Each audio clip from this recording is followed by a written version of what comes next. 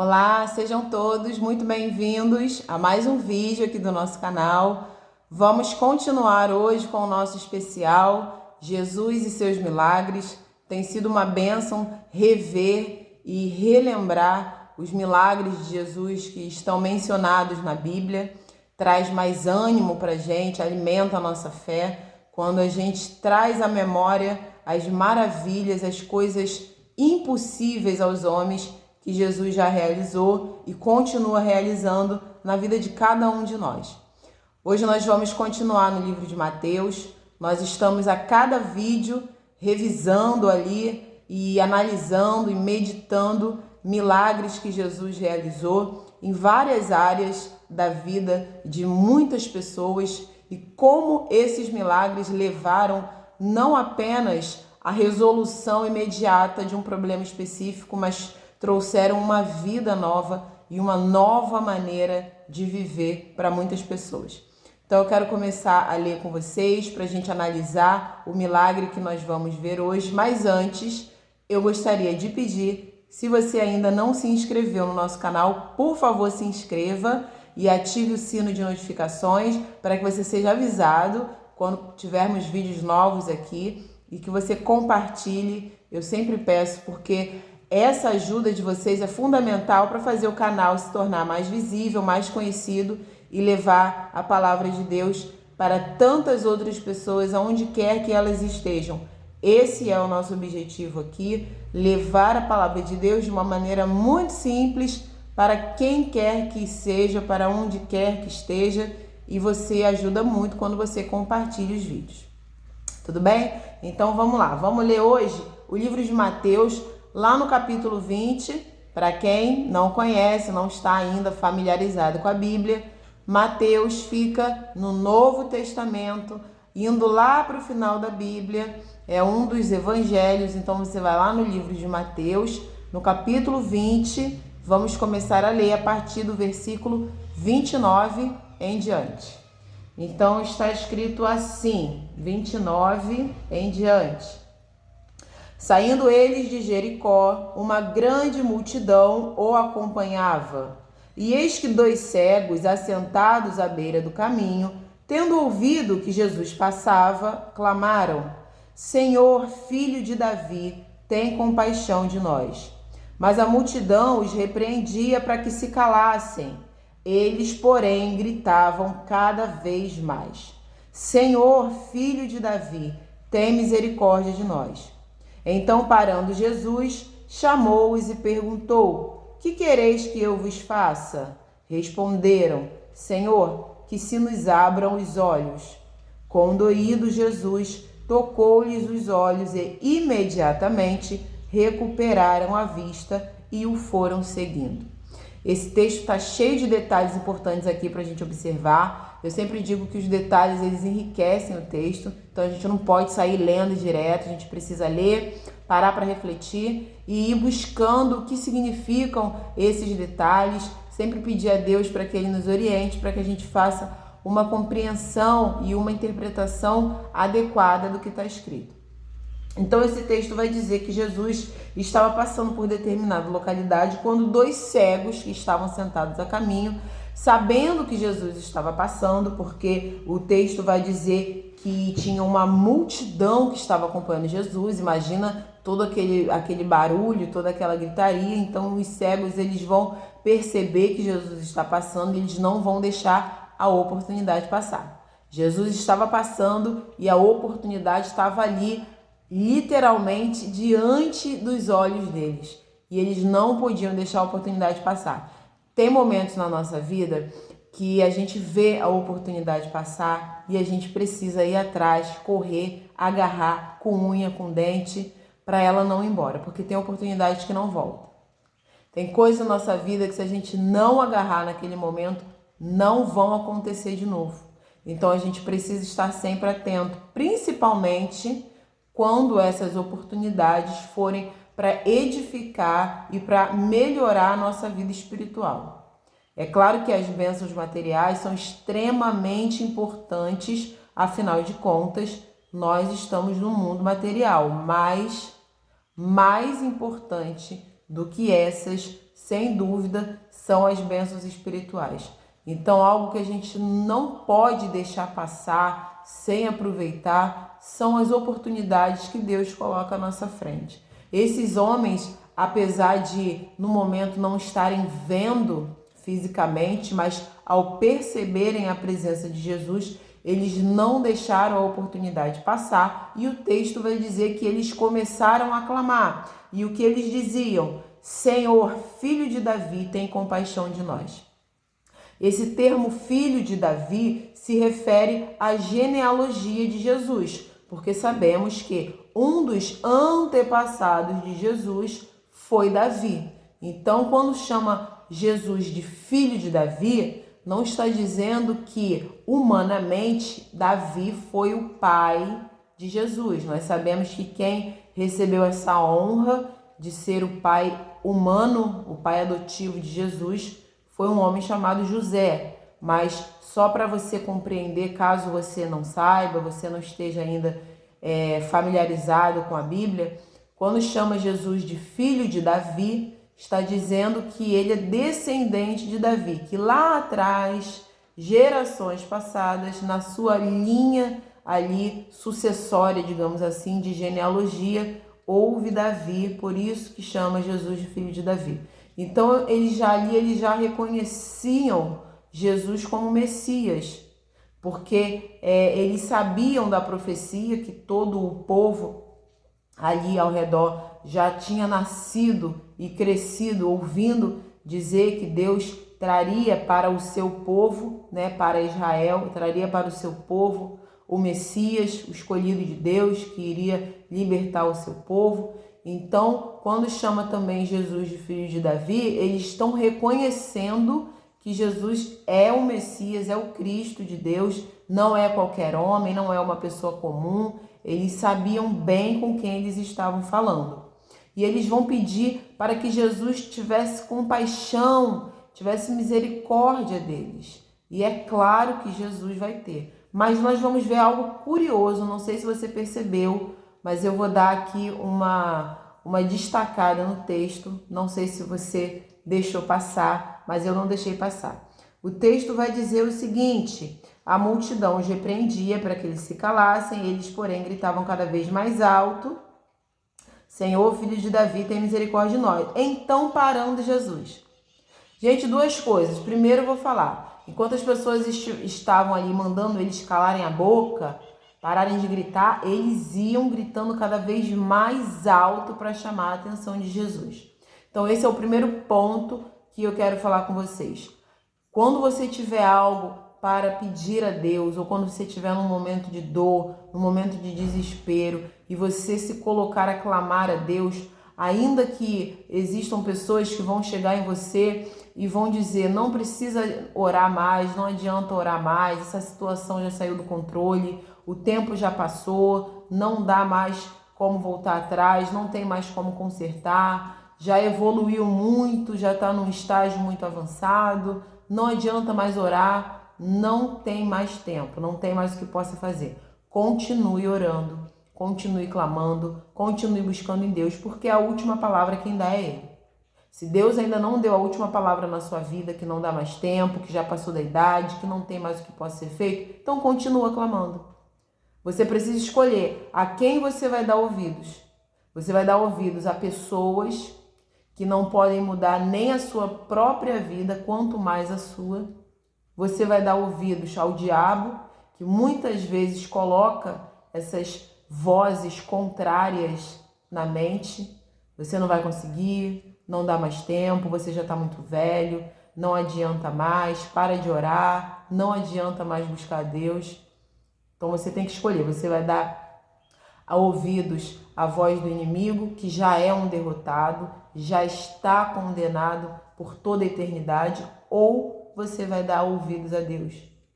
Quando Deus diz: creia, enquanto você estiver orando, como Jesus disse, creia que você já recebeu, e assim será feito. Então a gente precisa saber a quem nós vamos dar ouvidos. Enquanto aqueles homens estavam clamando pela atenção de Jesus, muitas pessoas estavam mandando eles se calarem.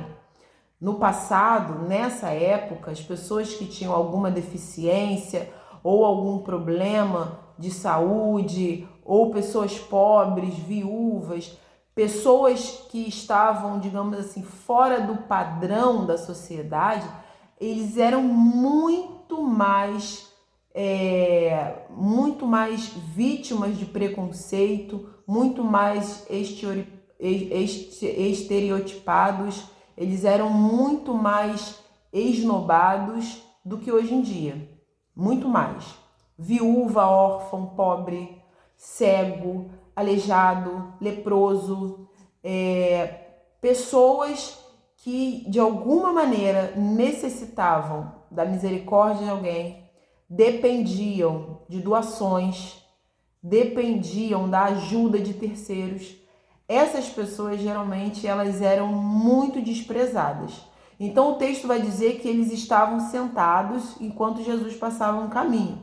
Então você já vê a ilustração que essa narrativa está nos dando de alguém que está numa situação ali praticamente de mendigância, sentado na calçada, sentado nas esquinas das cidades. Era algo que as pessoas eram marginalizadas, elas literalmente estavam à margem da sociedade.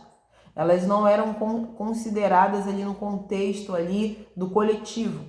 Então as pessoas elas mandavam se calar naquele intuito de tipo assim, seu cego, seu pobre, cala a boca, você não serve para nada, quem você pensa que é para estar clamando ao mestre, cala a boca. Então era aquela coisa assim bem preconceituosa mesmo. Mas eles não se deixaram intimidar, eles vão clamar mais alto. À medida em que iam gritando com eles, para que eles se fizessem ser ouvidos, eles clamavam ainda mais alto. E é isso que nós precisamos compreender. Quando você estiver buscando em Deus, clamando a Deus algo muito importante para a sua vida, seja uma cura, ou seja que Deus venha trazer um novo ânimo para você depois de um momento de luto, seja qualquer situação na sua vida que você esteja necessitando muito que Deus te ouça e te dê atenção.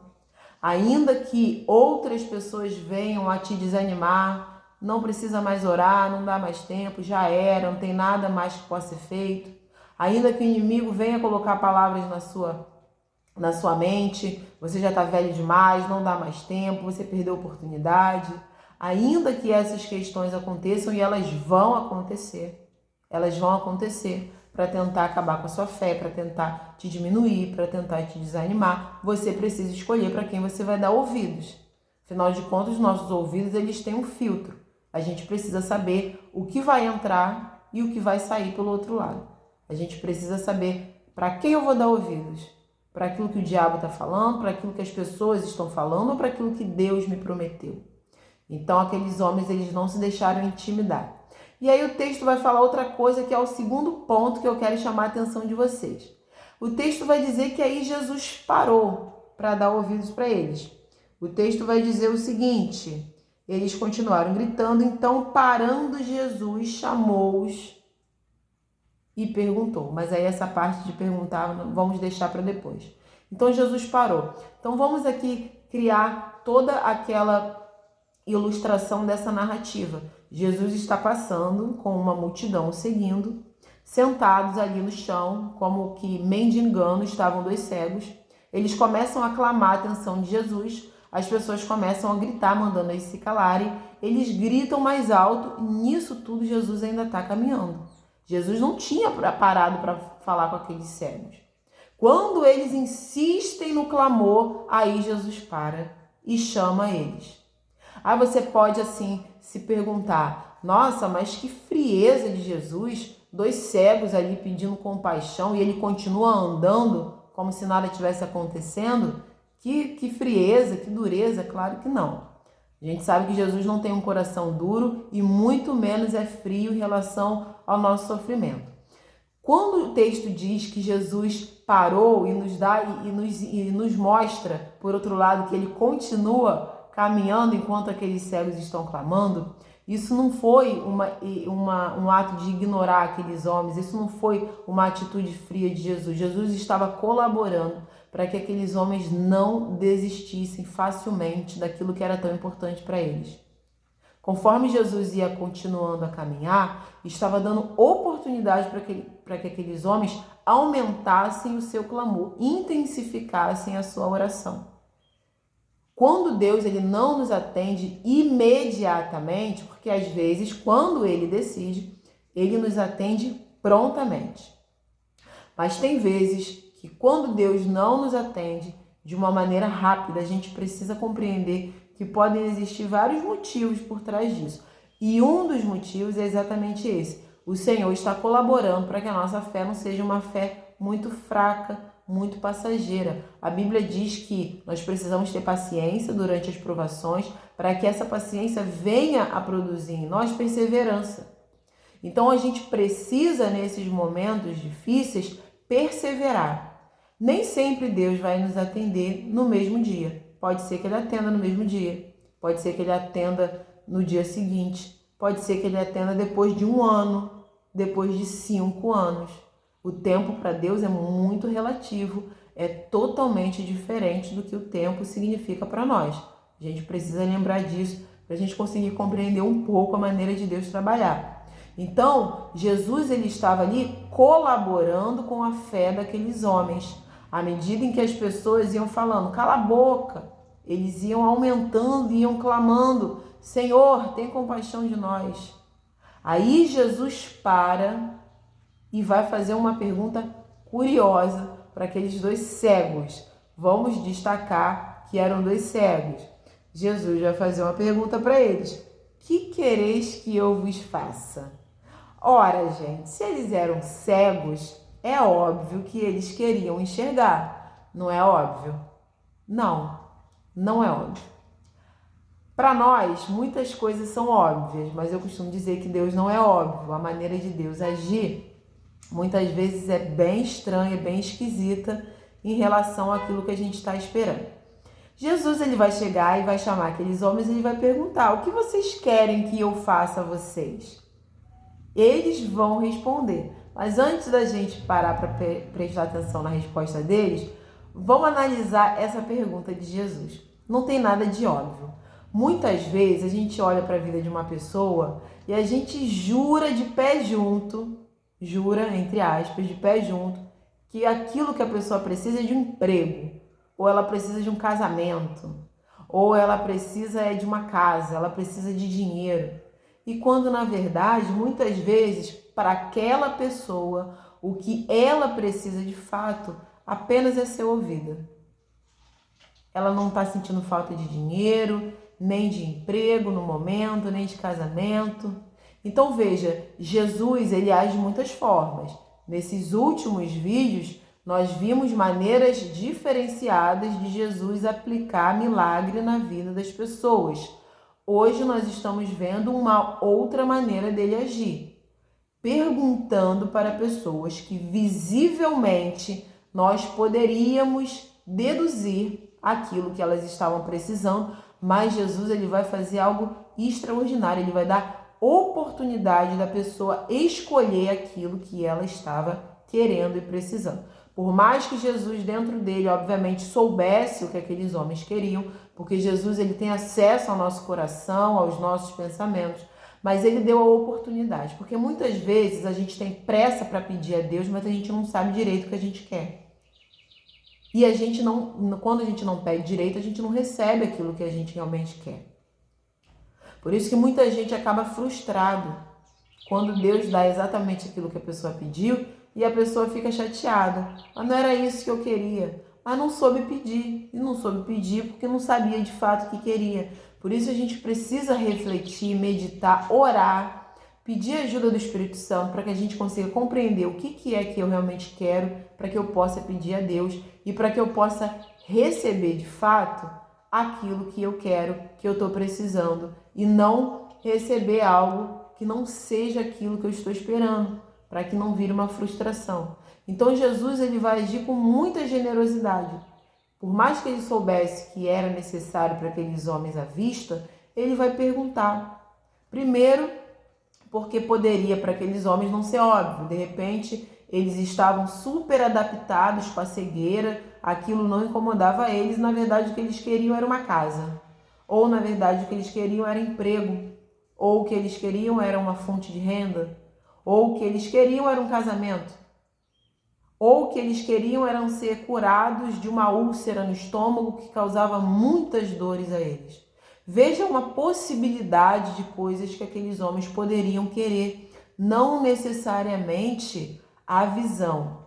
Então, o texto ele deixa claro com isso que nós precisamos saber o que de fato nós queremos antes de ir correndo pedir a Deus. Tem coisas que parecem óbvias.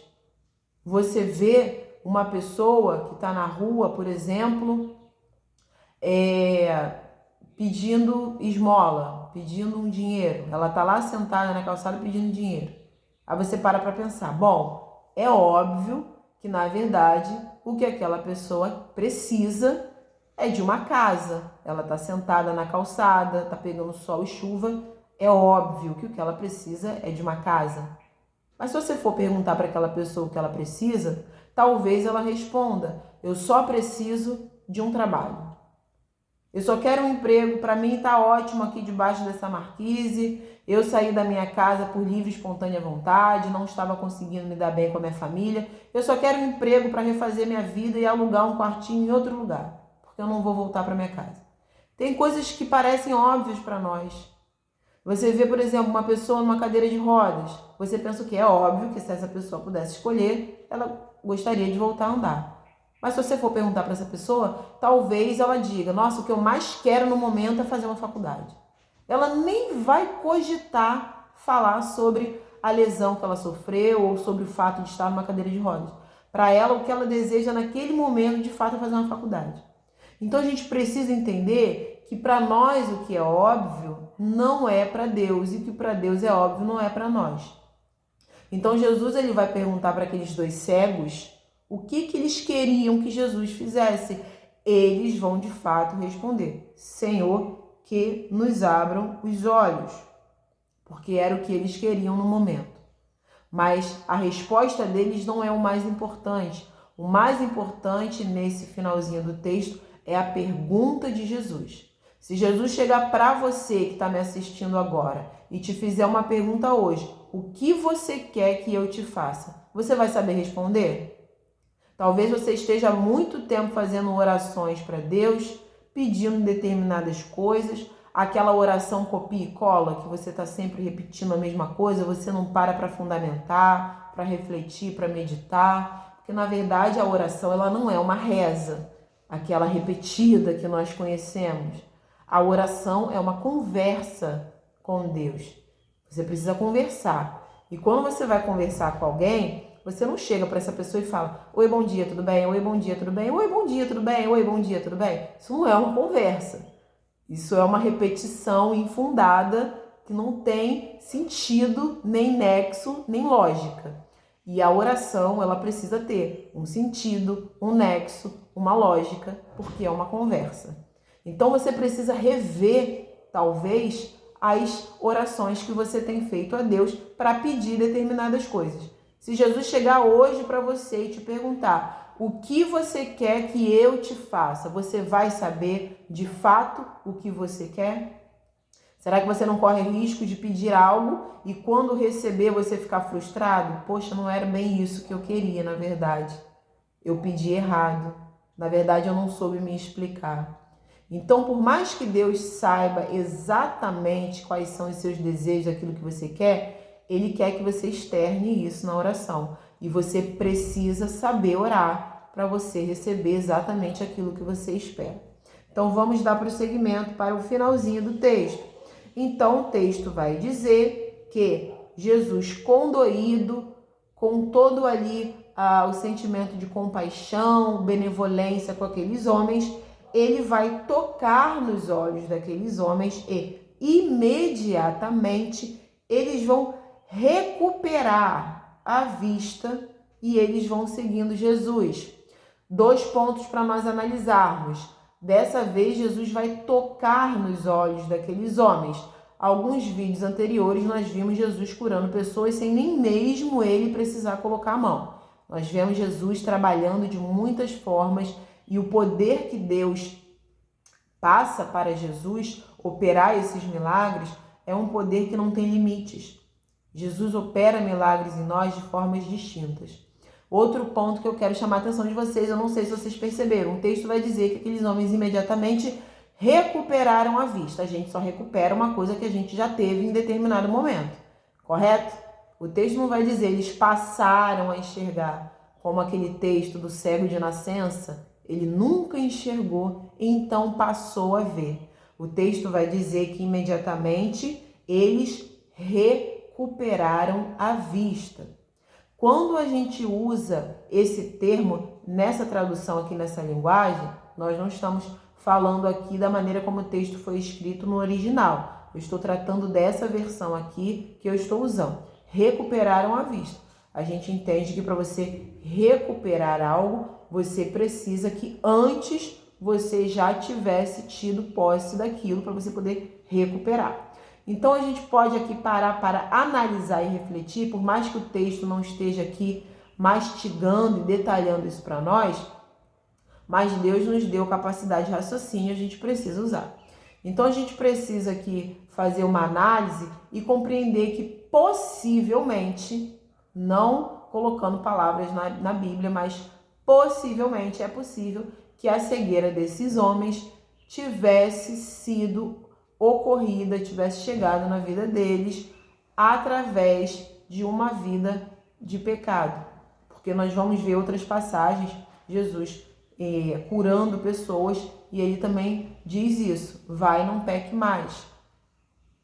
Ou uma outra passagem que nós vimos, ele dizendo, seus pecados são perdoados, e aí depois ele vai também mandar que o homem se levante e caminhe.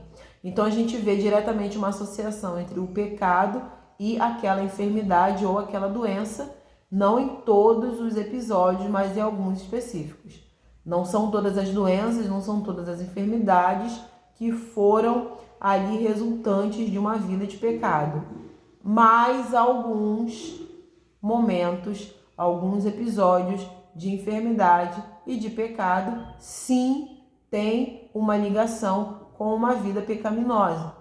Então nós podemos aqui analisar que é possível, existe uma possibilidade, de acordo com essa narrativa que está aqui em Mateus, dessa linguagem, nessa tradução, de essa cegueira deles ter chegado até a vida deles em determinado momento e isso ter sido ali talvez um reflexo de uma vida de pecado. A gente sabe que quando o pecado entrou no mundo, ele trouxe tudo de ruim.